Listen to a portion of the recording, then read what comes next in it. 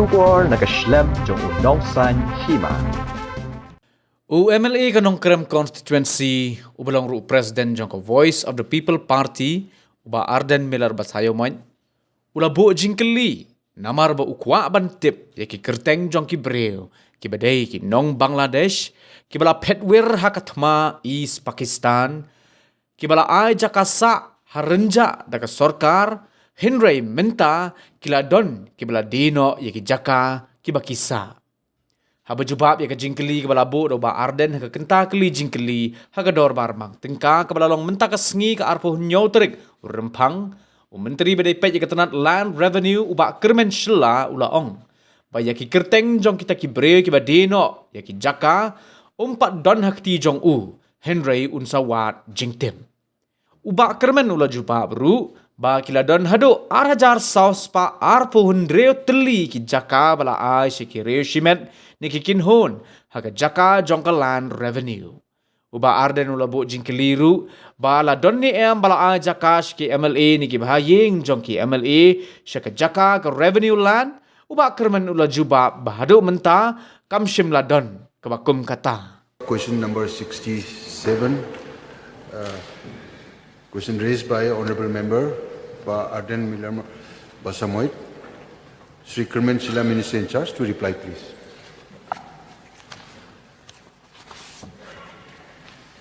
Mr. Speaker, sir, answer to start question number 167. Sir, the total number of people and organization who were allotted land at revenue land is 2,426. Honorable Sir. Member, please, pardon me. Yes, sir. Sir, I would like to know the names of individuals and organization who had been allotted. Since the number is huge, sir, may I request the Honorable Minister to please lay it on the table of the House. Sir, point noted, sir. Okay, sir, my second question.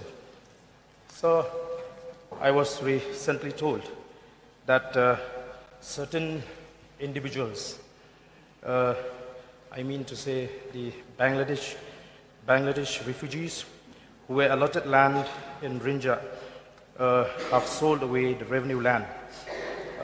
So how can these individuals sell away the land which the government provided them as shelter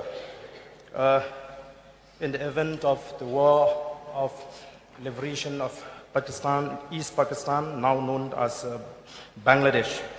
Therefore, sir, since the area where these lands were allotted are the revenue land, so may I know the names of these individuals who sold away the lands in revenue land at Rynjah? Sir, the rule under the regulation, the land Assam Land Revenue Regulation 1886. Under this regulation, sir, the settlement of land or lease of land is applicable. Sir, when it comes to the name of all those persons who sell the land, so I don't have the list with me as of now, sir, so I require notice for that. Yes, please. Sir, may I know from the Honorable Minister, out of 2,426 individuals and organizations according to the list that the government has given, may I know out of this, how many, is there any land that has been allotted to member of this August House or relative of the member of this August House, sir? Sir, whenever we allot any land to any person, provided he has all the documents required, and then we follow all the rules as per guided by the Land Transfer Act. So if the person for us, we don't have any notice knowing that a person is belonging to the family of the August House, but for us, our concern is that whenever we transfer in land or lease the land, it has to be proper guided by the Land Transfer Act, sir. So I don't have any list of the August House members, families who are allotted the land, so I require notice for that, sir. But in my knowledge, we don't have that, sir. If the honorable member have, please kindly you can express it. So may I know the rate of these the rate of lease of this revenue land? Yes, sir. We have the different amount. Please give me some time, sir.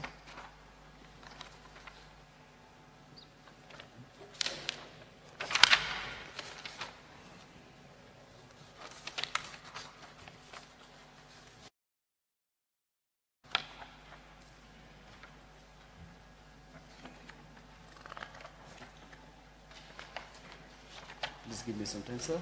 I have the list with me. I have so many documents.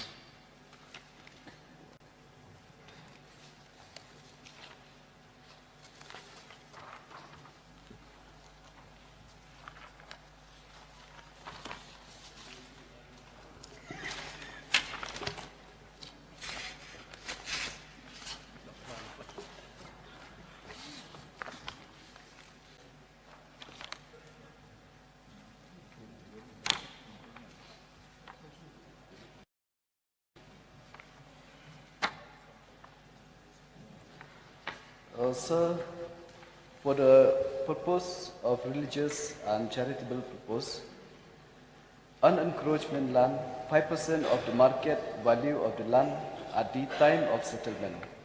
For encroached land, 25% of the market value of the land at the time of settlement.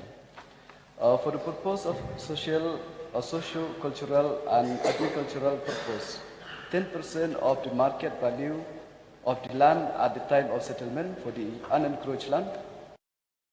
For the encroached land, 45% of the market value of the land at the time of settlement. For the purpose of residential purpose, 50% of the market value of the land at the time of settlement, that is unencroached land, and for the encroached land, 100% of the market value of the land at the time of settlement. For commercial purpose, 100% of the market value of the land at the time of settlement, that is for encroached land, and 150% of the market value of the land at the time of settlement, that is encroached land.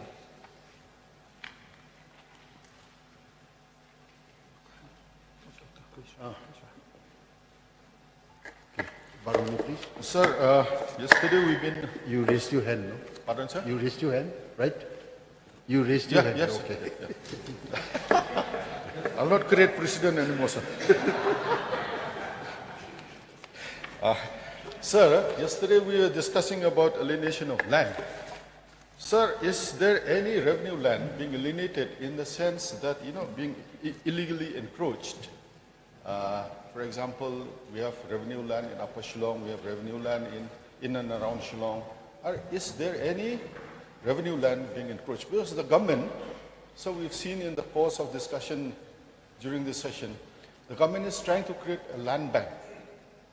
But sir, if we already have land and they're being illegally encroached, for example, sir, I'll give you an example.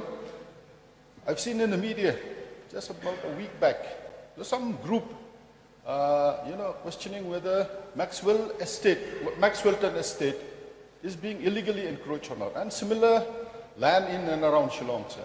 Because land is so precious and the government intends to take up many projects. If we have this land, sir, then, we need not, spend huge amount to acquire land, sir. So may I ask from the Honorable Minister, are there any land, revenue land, being encroached illegally by illegal, settlers? Mr. Speaker, sir, when it comes to any encroachment by individuals to the revenue land, so then this the procedure needs to be followed. It goes to the court, and if the court give the orders that this land belongs to them, then we have no claim. But most of the time, from our side, sir, we make sure that none of our land, especially the government land, will go to the individuals without having a proper documents. And we make sure, sir, that we'll protect our land, not only the government land, even the scheduled land. That is our priority, sir. Sorry, one more. Okay. Sir, I asked the Honorable Minister, are there any revenue land being illegally encroached? And sir, he's given a different reply. Can I get a reply to that answer, sir? Yes, sir. Actually, there are some person trying to encroach the land, but as of now, they are not been entitled to get the land. So as of now, it's still under the process of, those people, they might have gone to the court, and from our side, we stick with our stand that this land belongs to the government. So for this, we will carry on, sir. Sir, may I know, the land that is, under litigation between the government and those illegal settlers, sir, if the member can provide, if not today, also later on, sir. Yes, sir. Point noted, sir. Barbara, sir, please.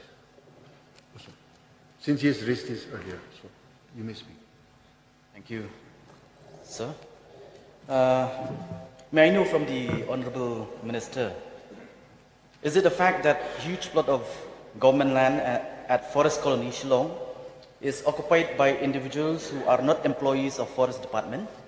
If yes, the names of such persons? I don't have the details, sir. I require notice for this. Ardent, please. Your last question. I think No, we no, have sir. already closed. Just cause 3. No, 4. Already 4. Please, The sir. last one.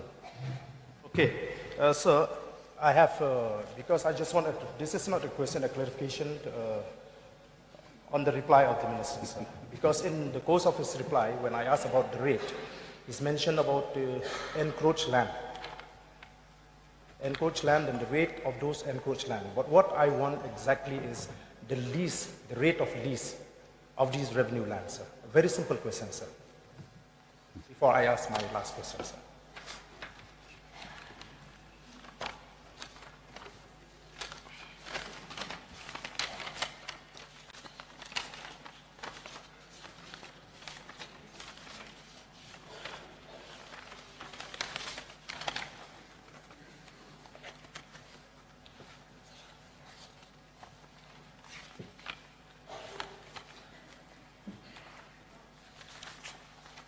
Sir, the rate of lease as of now, I don't have it with me, so I misplaced it, so I require notice for this. So my last question is the rule allow construction of permanent buildings on such government lands? Pardon, sir? Is the rule allow for construction of permanent building on government lands, such government lands? Yes, sir. It's allowed to. By the lessee. Yes, it's allowed, sir, to construct building, permanent building.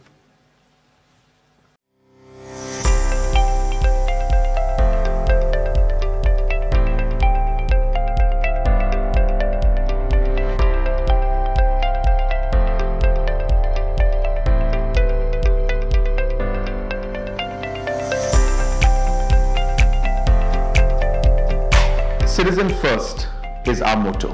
We believe that our citizens need to be connected with government for faster and efficient service delivery.